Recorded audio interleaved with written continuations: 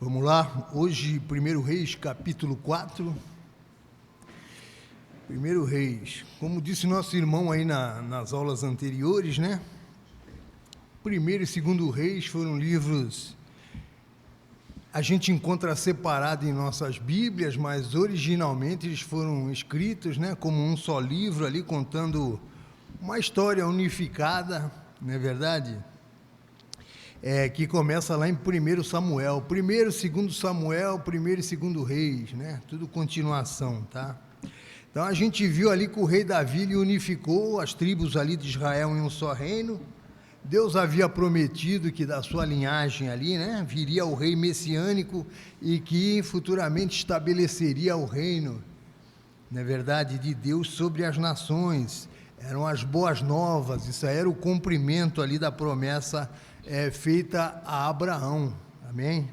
Então, assim, o livro de Reis, ele conta ali a história de uma fila de reis, não é verdade? Que vieram depois de Davi. Interessante como cada um deles não conseguiu cumprir essa promessa, né? Até porque essa promessa era referente ao nosso Senhor Jesus, tá? Então, na verdade, a maioria desses reis de Israel levaram, né, a nação diretamente ao desastre, conforme narra a história bíblica, tá? A história inicia, termina ali em Jerusalém, né? Então, como nós vimos nas aulas anteriores aí do nosso irmão Léo e do nosso irmão Davi, tá? O livro se inicia já com o rei Davi na sua velhice, não é verdade? Passando o trono a seu filho Salomão, houve essa transição, tá? E as palavras finais de Davi, interessante, são muito semelhantes às palavras ali de Moisés a Josué, não é verdade? Passando ali, enfim, seus ensinamentos. E também as palavras de Samuel ao povo, né? Ou seja, seria o quê? Uma chamada para o povo permanecer ali, fiel aos mandamentos da aliança com Deus de Israel, né? E viverem essa aliança aí tão somente com o Deus único e verdadeiro, tá? Só que as palavras de Davi parece também que se perdem ali no tempo, por quê? Tanto de Davi como Salomão, a gente vê no início da história, estamos em 1 Reis capítulo 4, tá? No início ali já da história, eles ali existe aquela conspiração, não é verdade, da consolidação desse reino, né, através de uma série de assassinatos políticos, né? Isso aí a gente vê que não foi um bom começo, e o melhor momento da vida de Salomão a gente vê que é quando ele pede, enfim, sabedoria ali a Deus, não é verdade? Para quê? Para poder saber como lidar com a nação de Israel, tá? Mas só para dar uma recordada na aula passada, né? Nosso irmão foi o Davi, né? Mudou a escala.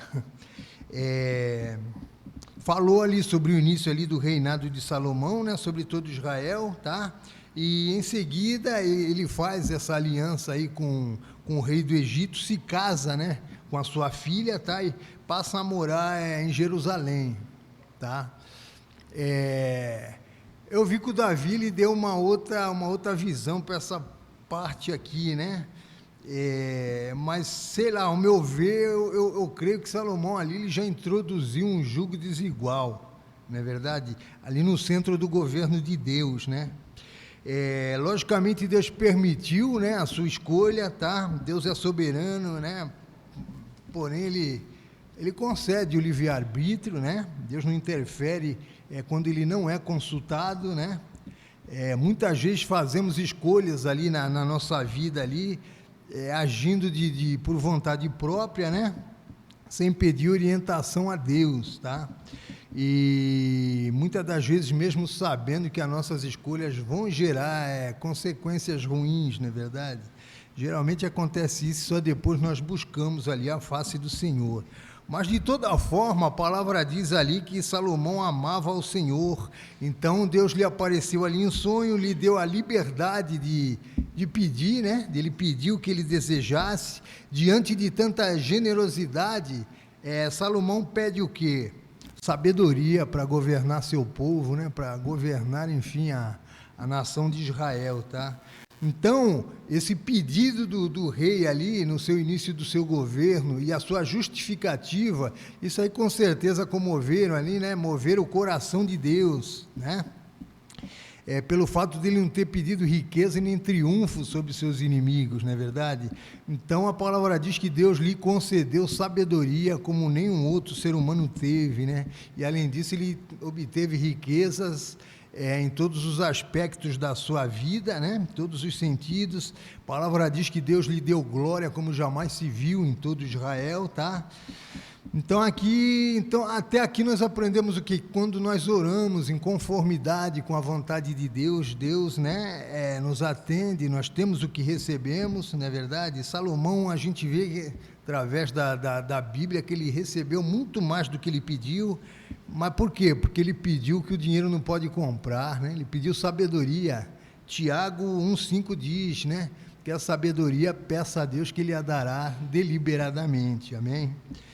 E, enfim, como nosso irmão Valmir sempre diz, né, Deus é bom o tempo todo, ele vai sempre atender às nossas necessidades, logicamente as nossas necessidades, né, não os nossos desejos carnais ali, né, os nossos caprichos.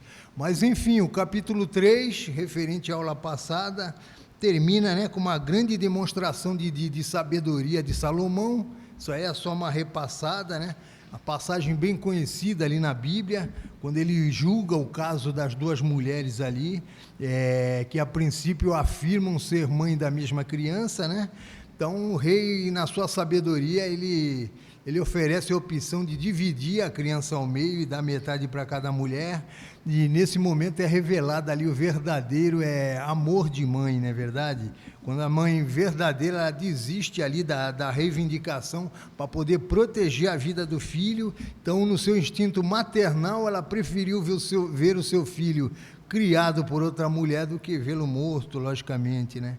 E após isso a gente sabe o desfecho da história, Salomão entrega a sua verdadeira mãe, né?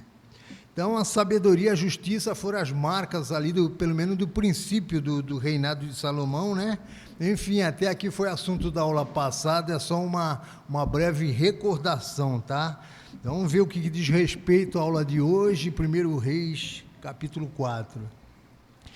Como a gente viu, a morte de Davi, ela gerou ali uma crise política, né, em todo Israel, de início. Davi indica ali seu filho Salomão ao trono, que já era também promessa de Deus, só que Adonias, o filho mais velho, ele se achou no direito ali, né, de reinar no lugar do seu pai, não é verdade?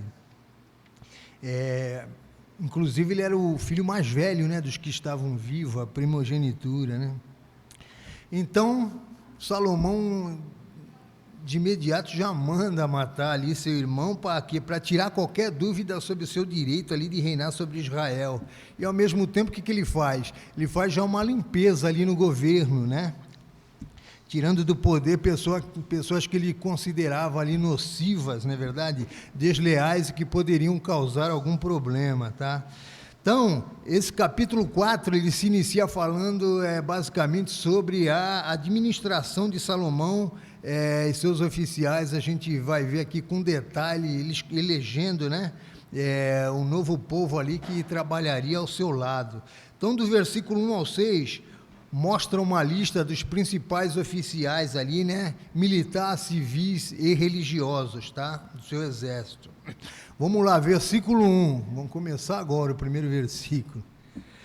Diz assim: o rei Salomão reinou sobre todo o Israel, tá? Então, esse primeiro versículo, a princípio, ele já demonstra ali, confirma o estado de glória, não é verdade? Do seu reino, do seu governo, né?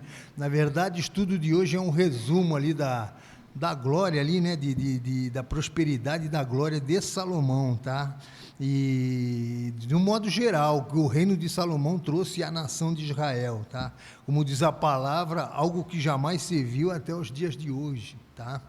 Então, vamos falar sobre a capacidade, sobre a prosperidade ali, a sabedoria de Salomão diante do Senhor, né? Depois de Deus lhe ter concedido essa sabedoria aí sobrenatural. Versículo 2: eram esses os seus homens principais: Azarias, filho de Zadok, o principal. Aqui, eu creio o modo como é organizado a lista já indica o quê? Que Azarias, eu imagino que devia ser alguém muito importante, primeiro da lista, tipo um primeiro-ministro ali, né, o cargo mais alto ali ao lado do rei. Versículo 3, Elioref e Aías, filho de Cisa, eram secretários. Josafá, filho de Ailude, era o cronista, né? No reinado de Davi, se a gente for ver, eu creio que acho que era um cronista, um ou dois. Mas agora a gente vê 3 funcionários nessa função, tá? Isso aí indica, a princípio, já uma melhor gestão, né? A gente vê que então cresceu, né? Uma melhor distribuição ali de trabalho, indica também o que? Aumento nos negócios, né? Demonstra o crescimento ali do reino, também um intercâmbio maior entre as nações ali, os países estrangeiros, né? E aqui depois fala de Eliorete e Aías, que eram 2 irmãos, filhos de Cisa, tá? Cisa era um dos servos, acho que era escriba ali no reino de Davi, né? Enfim, ele era um servo pessoal. Depois fala de Josafá como cronista ou chanceler, em algumas tradições falam como chanceler, né? Josafá era o encarregado da chancela de documentos ali, também era o historiador. Sua missão era o quê? Narrar os fatos ocorridos ali, né? No reino, no governo, no seu dia a dia. Então ele era responsável por anotar ali, né? Por tudo que tivesse de ser anotado ali, logicamente que fosse de interesse do rei, tá? Versículo 4, Benaia, filho de Joiada, era comandante do exército, Zadok e Abiatar eram sacerdotes. Benaia, antigamente, antes sob o reino de Davi, ele era capitão ali da guarda, né? Tá? Aqui ele passa a ser comandante geral do exército de Israel, no tempo de Salomão, tá? Depois fala dos sacerdotes Zadok e Abiatar, aqui é bem interessante. Zadok também viveu entre os reinados de Davi e Salomão, tá? Ele e sua família em geral ficaram conhecidos por sua fidelidade ali ao Senhor, tá? Isso aí numa época em que a maioria ali do povo de Israel ali abraçou, né, literalmente a apostasia. O povo estava desviado, tá? Então, Zadok e Abiatar foram responsáveis também por conduzir ali a Arca da Aliança durante um período, né? E também foi Zadok quem ungiu Salomão como novo rei, tá? Mas só que em certo momento da história, Zadok e Abiatar traçaram rumos diferentes, eles foram separados, não é verdade? Por que isso ocorreu? Quando Abiatar, ele achou no seu coração de apoiar o lado errado ali, né? Na disputa ali pelo trono de Israel. Por quê? Ele favoreceu as pretensões ali de Abiatar, tá? Que queria reinar no lugar de Salomão. Melhor, as pretensões de Adonias. Adonias queria reinar no lugar de seu irmão Salomão, tá? Então, por esse motivo, ele foi exilado ali por Salomão, então passou a ficar só Zadok, né, na função sacerdotal. Salomão dispensou ali Abiatar desse serviço sacerdotal, né? Só que, na verdade, isso também já era o cumprimento de uma profecia de Deus, né? Esse acontecimento. 1 Samuel 2:27, Deus diz a Eli, que o sacerdócio seria removido da sua casa. Então, a gente viu que isso se cumpriu nesse momento aqui da história. Amém? Versículo 5. Azarias, filho de Natã, responsável pelos governadores distritais. Zabude, filho de Natã, sacerdote e conselheiro pessoal do rei, tá? Então, Azarias era tipo um intendente ali, tá? Aquele que administra. Na versão Almeida, diz ele estava sobre os provedores, ou seja, era responsável pelos aqueles governadores distritais, não é verdade? E Zabute era o oficial mor ali, o conselheiro pessoal do rei, era um confidente, né, ali, pessoal do rei Salomão. Versículo 5, Aizar, responsável pelo palácio, Adonirão, filho de Abida, chefe dos trabalhos forçados. Então, Aizar era um mordomo, né, um camareiro ali do palácio, né?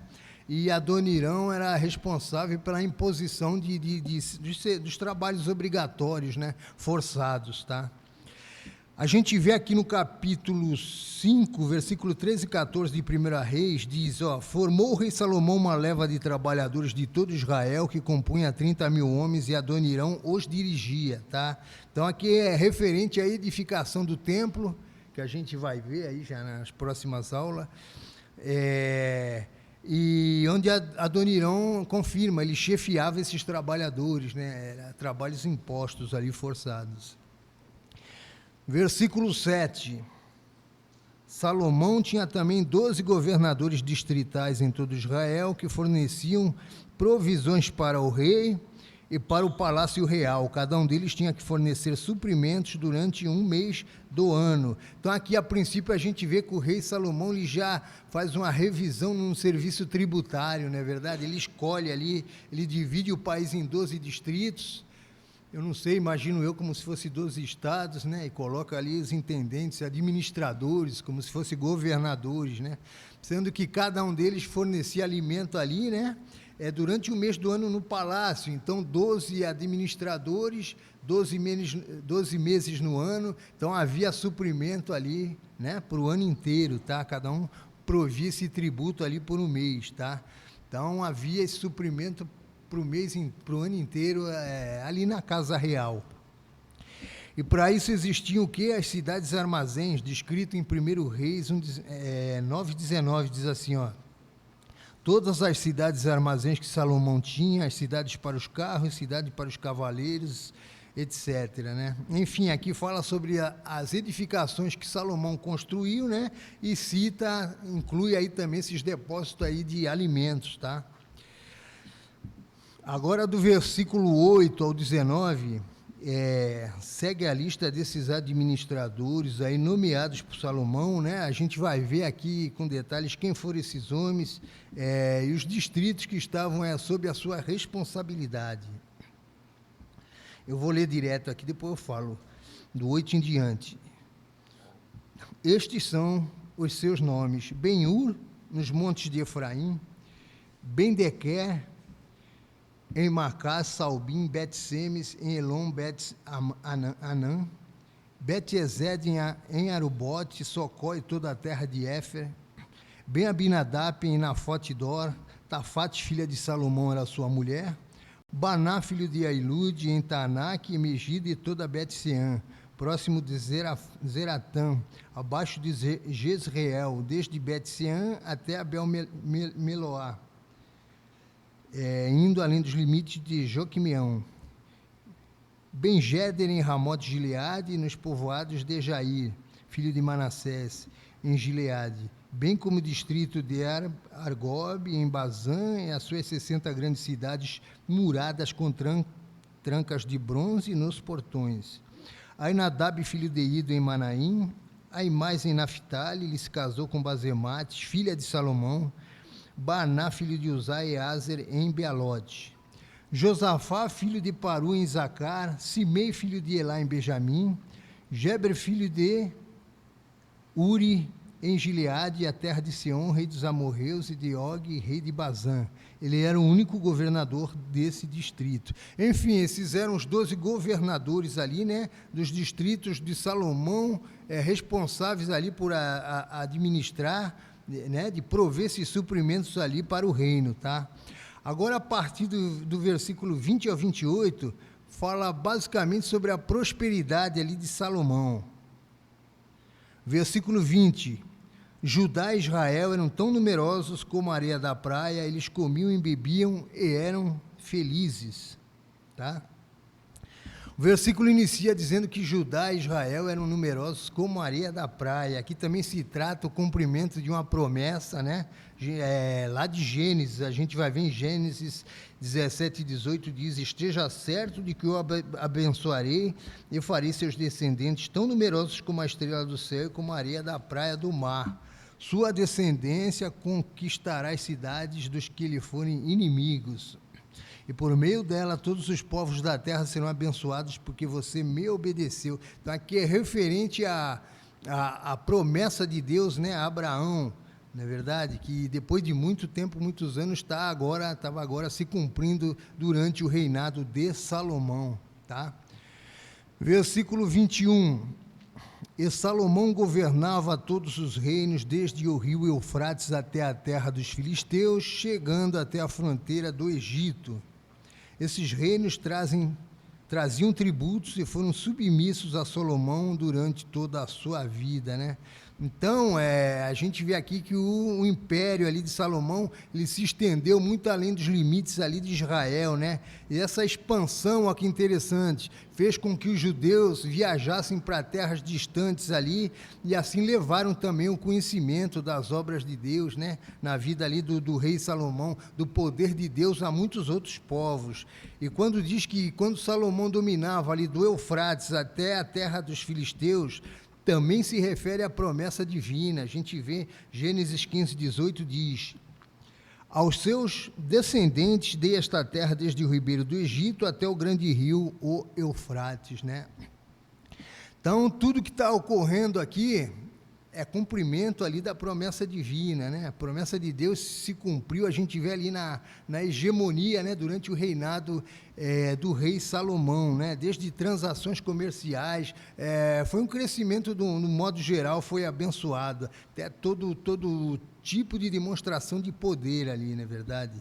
Então, assim, Salomão ele estendeu o seu governo muito além dos limites ali de Israel, né? Até porque as nações vizinhas ali se tornaram parte do Império Israelita e com isso eles também eram tributados, né? Ou seja, pagavam imposto, né? Isso aí, logicamente, enriqueceu muito mais Salomão e a nação de Israel num todo, né?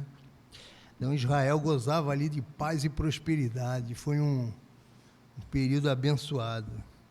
Versículo 22... Aqui fala sobre as provisões diárias de Salomão.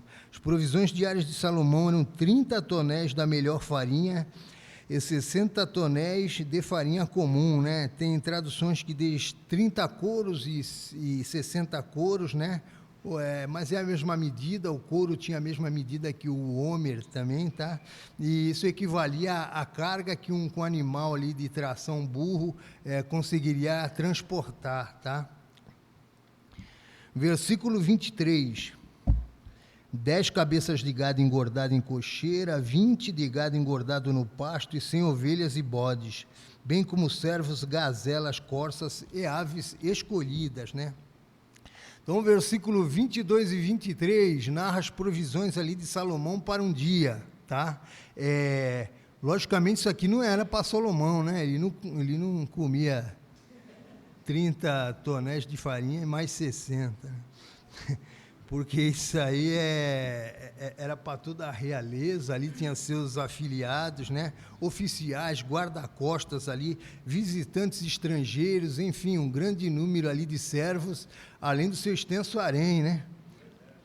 Exército, era muita gente ali para comer, então era necessário essa quantia de alimento, tanto as cabeças de gado, como as aves e vários tipos de caça, né, como diz aqui, que eram fornecidos por esses intendentes, tá? Verso 24 e 25. Ele governava todos os reinos do oeste do rio, desde Tifs até Gaza, e tinha paz em todas as fronteiras. Durante a vida de Salomão, Judá e Israel viveram em segurança, cada um debaixo da sua videira e da sua figueira, desde Dan até Berseba, tá? Versículo 24 diz que, né, durante o tempo em que Salomão, ali por onde Salomão dominou, houve paz, né?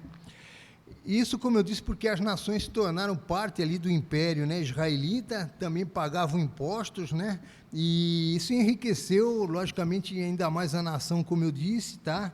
Então, a nação, logicamente, gozava de paz e prosperidade, foi um período ali onde estava tudo sob controle. Nesse período também houve ausência de guerras, né, não tinha guerras também nesse período, então, estava tudo de bom. O versículo 25 diz que Judá e Israel viviam em segurança e cada homem debaixo da sua videira e da sua figueira, tá? Isso porque a videira, tanto a videira como a figueira, são símbolos das bênçãos de Deus, né? Logicamente, aqueles que obedeciam à aliança, né? Sempre teve essa condicional, né? Então, quando diz que todos desfrutaram da sua própria videira e figueira, representa a segurança, né? A fartura, a segurança econômica, num todo, refletindo dessa forma aí a eficácia ali do reinado de Salomão, né? Até porque ele manteve a estabilidade financeira, a justiça, né? Então, verso 26, Salomão possuía 4.000 cocheiras para cavalos de carros de guerra e 12.000 cavalos. Agora vamos entrar na polêmica aí, né? Eu até conversei com o Davi a respeito disso, né, Davi? O Davi lembra, faz tempo. Esse versículo 26 tem uma curiosidade, olha que interessante. Na versão que eu costumo usar, a NVT, narra dessa forma: 4.000 cocheiras para cavalos de carros de guerra e 12.000 cavalos. Mas se a gente for observar, em outras versões, narra um número de 40.000. Mas vamos chegar aqui num consenso, tá? Eu consultei 10 versões traduzidas para o português. Olha que interessante. Nas versões atualizadas século XXI, Almeida Revista e Atualizada, Almeida Revista e Corrigida, Almeida Corrigida e Fiel e Tradução Brasileira, TB, todas nessas versões aí descrevem 40.000 cocheiras. Porém, nas versões NVI, NVT, NTLH, VFL e na NAA, narra como 4.000, tá? As versões descrevem ali como 4.000 cocheiras. Ou seja, de 10 versões, 5 no mesmo versículo narram 4.000, a outras 40.000, né? Eu fui vendo um livro de crônicas, que é um paralelo ali da mesma história, né? Inclusive, segundo Crônicas 9:5, concorda como sendo 4.000 cocheiras, tá? E esse número é proporcional, acho que é o mais coerente, é proporcional ali aos 1.400 carros e 12.000 cavaleiros, né? Então, narrados em 1 Reis 10:26 e em Crônicas 1:14, né? Equivale aqui. Então, eu pergunto, por que ocorreu essa discordância, já que sabemos que a palavra de Deus não sofre variação, né? É curioso aqui, tá? Então, pesquisando assim, mais ou menos lendo, lá no Targum, tá? Que é a tradução do Antigo Testamento do hebraico para o aramaico, fala sobre 4.000 éguas. Então, a gente vai buscando, né, cada vez mais longe para chegar num consenso. Também a Septuaginta, né, que é a tradução mais antiga ali do hebreu para o grego, no Antigo Testamento, lá cita 400, em vez dos 4.000 de Crônicas e os 40.000 do texto, né? Então, eu entendi que é uma variação do número 4, não é verdade? E eu cheguei a comentar isso aí com o Davi, né? Ele me mostrou uma situação semelhante, lembra? Em relação ali ao número 7 ali, por ter vários significados. Eu não sei se alguém quiser fazer algum comentário a respeito, tá? Porém, eu vi aqui, segundo alguns estudiosos, a palavra hebraica traduzida aqui, né, ela não é a mesma palavra usada e traduzida em Crônicas. Então, a gente tem que pôr tudo isso na balança, tá? Então, pode haver, sim, uma diferença no significado, né? Até porque as palavras foram traduzidas como barracas, tá? Mas eu creio que pode ser que algumas possa ser o estábulo propriamente dito, que era o 4.000, né? Que é o mais coerente, como eu disse, tá? E as outras deveriam ser baias ou divisórias ali para cavalo, também para uso diverso, tá? Até pelo grande número de prédios e mercadorias ali construída por Salomão, tá? Então, isso exigiu um número maior de carros, tá? E esses 12.000 cavaleiros ali, que falam no final do versículo, eram os homens de defesa que mantinham a paz ali do povo. Então, entendi dessa forma. Versículo 27, todo mês um dos governadores distritais fornecia provisões ao rei Salomão, e a todos os que vinham participar de sua mesa cuidavam para que não faltasse nada. Verso 28, também traziam ao devido lugar suas cotas de cevada e de palha para os cavalos de carros de guerra e para os outros cavalos, tá? Então, esses dois versículos confirmam a provisão ali para a realeza, não é verdade? Que eram supridas mensalmente por cada um desses 12 aí governantes, né? Conforme eu citei lá do versículo 7 ao 19. Depois fala sobre palha e cevada, tá? Isso porque a cevada e a palha, elas eram usadas como forragem. A cevada e a palha picada ali era usada como forragem para os cavalos, tá? Então, vamos fazer uma revisão rápida aqui, tá? Do 20 ao 28, a gente vê que né, a gente vê aqui uma prosperidade, fala sobre a prosperidade, sobre a extensão do reino de Salomão num todo, né? Então a Bíblia descreve não só o bem material, né, mas o cumprimento das promessas de Deus feita lá a Abraão, sobre a multiplicação da sua descendência, sobre a extensão territorial, tudo o que viria aos filhos de Deus, né? Como vimos no versículo 20 aqui, o autor menciona que durante o reinado de Salomão, o povo de Israel vivia em paz e segurança, cada um desfrutava ali, né, da sua videira e figueira. Como eu disse, isso aí representa a prosperidade, né? E a segurança econômica. Então, isso aí, logicamente, refletia a eficácia ali do governo de Salomão e manter a estabilidade, a justiça, né, num todo ali com o povo. Próximo versículo ressalta aqui a vastidão do território ali, sob o controle de Salomão, abrangendo ali desde o Egito até a fronteira com a Síria, né? Isso aí também demonstra ali a expansão do território de Israel num todo, que atingiu, né, o ápice ali, o auge durante o governo de Salomão, né? Permitindo, como eu disse, volto a falar, que cada cidadão se sentisse seguro, não é verdade? Feliz, ou seja, tinha um prazer em viver ali em Israel. Então essa paz era fruto de quê? Da sabedoria de Salomão, da capacidade de manter um bom relacionamento com países ali, né, com as nações vizinhas, tá? E com isso aí a palavra destaca a abundância de recursos, até recursos naturais também ali no seu reino, tá? Aqui o autor enfatiza a quantia ali, né, a fartura de alimentos, suprimentos, tudo que era produzido e inclusive armazenado, né, evidenciando dessa forma ali a riqueza, né, num todo ali da nação. Havia organização, né, uma regularidade na abundância ali dos recursos. Então, do 20 ao 28, mostram a prosperidade, a segurança e a extensão ali territorial, né, durante o reinado de Salomão, ou seja, um governo eficiente, aliado ali à bênção divina, né? Então, trouxe estabilidade e riqueza à nação, cumprindo as promessas ali que Deus fez a Abraão, tá? Então, até aqui, a gente aprende sobre a liderança de um governo sábio, né? Dirigido ali por Deus, né? O desenvolvimento, prosperidade num todo, como eu disse, tudo isso por que ocorreu tudo isso? Porque um dia Salomão pediu sabedoria a Deus, né?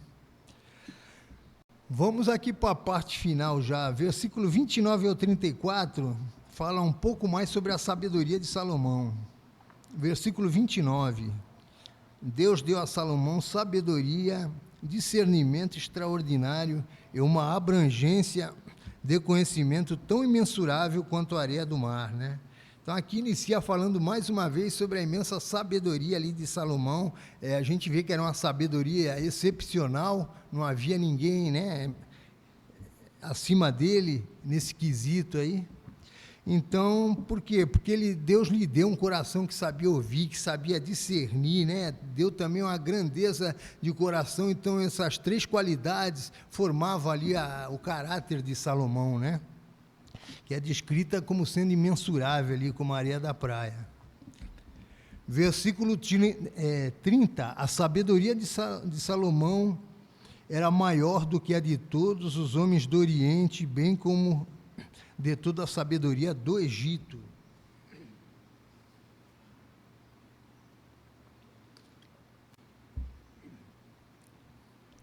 Aqui, quando diz todos do Oriente, se referia ao Oriente do modo geral, né? Os persas, a Arábia em geral, ali os caldeus, na verdade, Mesopotâmia, que era o lugar onde os habitantes tinham essa reputação ali de serem sábios, né? Também os egípcios, a literatura egípcia, ela existia já 1000 anos antes de Salomão, né? Então tinha ali uma tradição. O Egito ali era conhecido como a terra do conhecimento, da ciência, né? Das artes, tá?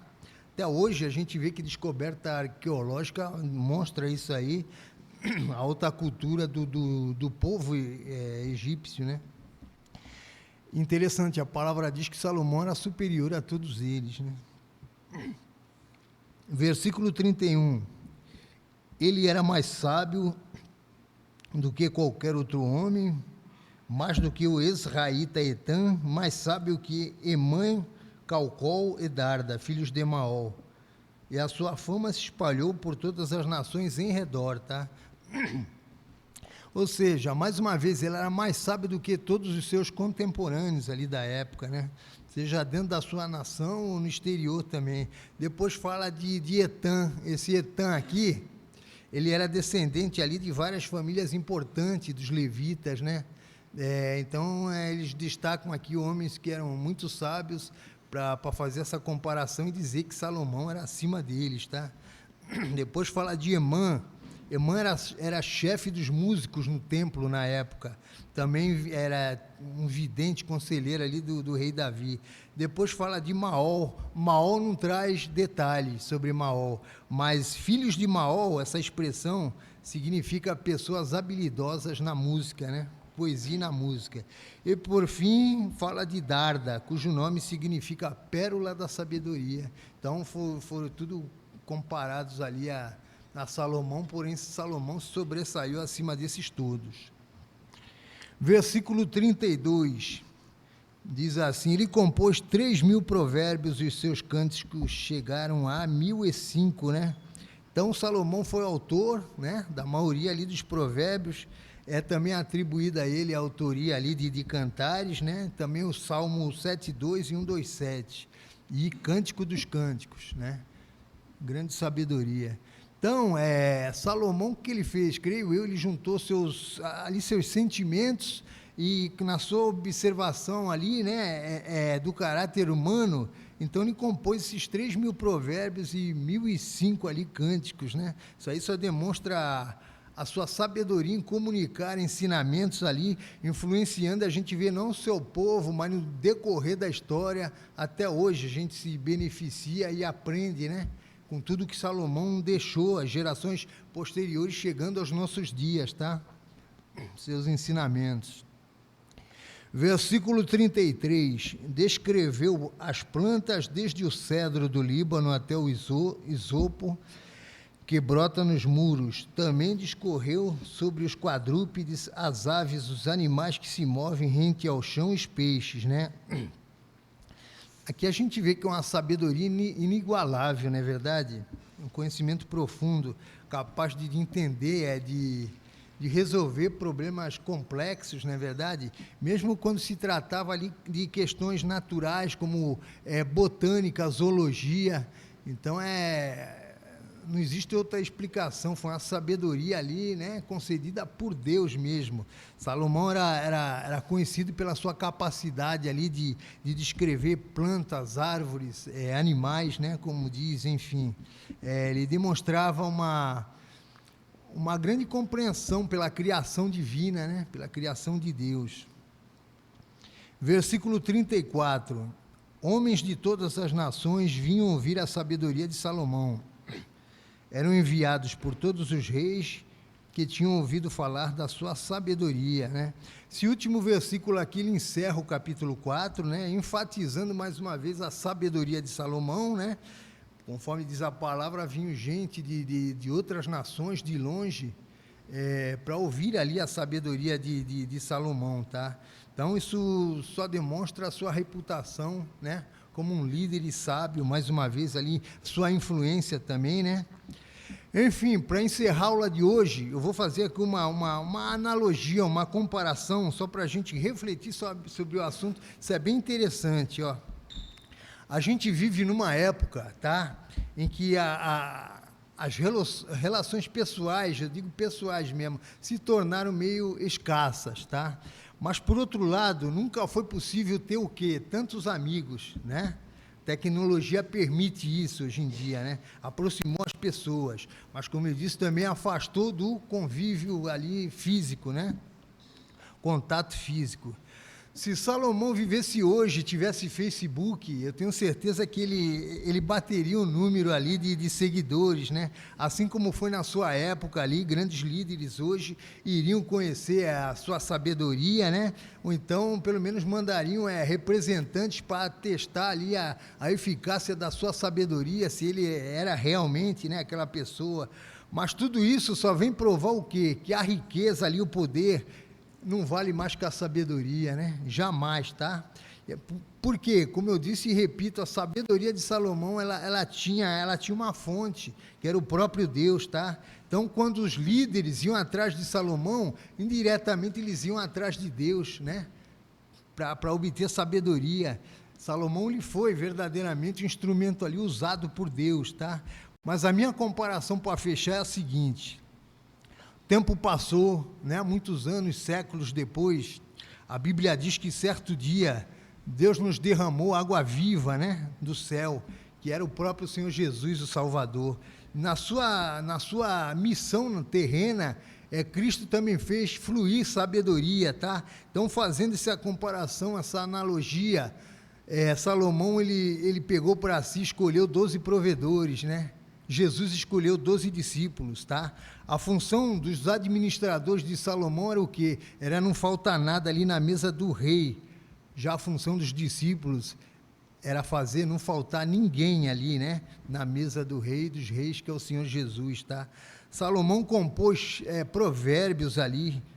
Jesus foi o autor de toda a Bíblia, da palavra de Deus. Os governantes de Salomão enchiam a mesa do rei de fartura, né? Já os discípulos de Jesus, eles iam em busca de quem queria participar da ceia ali dos reis, preparado pelo próprio Senhor Jesus, tá? A gente viu que povos de todos os lugares iam atrás da sabedoria de Salomão. Cristo, o dono da sabedoria, veio, a palavra diz que ele veio para os seus, porém os seus não o receberam. Então, o que eu quero dizer com isso? Logicamente, não estou desmerecendo a sabedoria de Salomão, que a gente sabe que era proveniente de Deus, muito menos o acusando pela sua fama, né? Ele foi usado por Deus.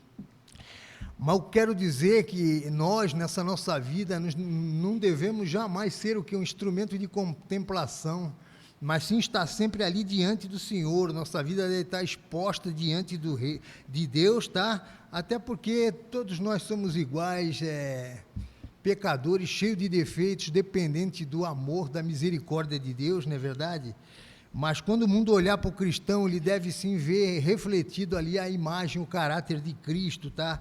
Nas nossas atitudes, no nosso modo de ser, no nosso dia a dia, né? Nos nossos atos, da mesma forma como Paulo diz aos Gálatas: logo já não sou mais eu quem vive, mas Cristo vive em mim, né? Esse é o exemplo que nós devemos ser, tá? Da mesma forma como o povo ouviu falar da sabedoria ali de Salomão, nós devemos dessa mesma forma ensinar ali o mundo. E de que forma? Com o nosso modo, nossa maneira de viver, refletindo o caráter de Cristo nas nossas atitudes, nas nossas ações, não é verdade? No nosso dia a dia. O cristão é o sal da terra, a luz do mundo. Então, que nós possamos salgar e iluminar, né, o mundo, o povo aí. Em João 17,15, o próprio Jesus diz: estamos no mundo, mas não somos do mundo. Então, que cada um de nós possamos ser exemplos para esse mundo. Amém? Eu agradeço a oportunidade, que Deus abençoe a todos.